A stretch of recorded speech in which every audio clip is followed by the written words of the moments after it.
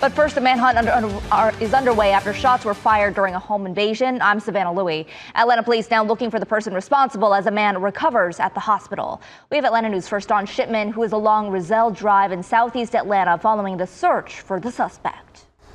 I talked with a woman who showed up here in great distress. She was begging officers for information. There were a ton of officers here, including the crime scene investigation unit. The call coming in shortly after 8 o'clock this morning, and here's what we've learned from Atlanta police. They say their preliminary investigation indicates that the victim was in his bed when a man described as tall, thin, with long dreadlocks broke into the home and shot the victim.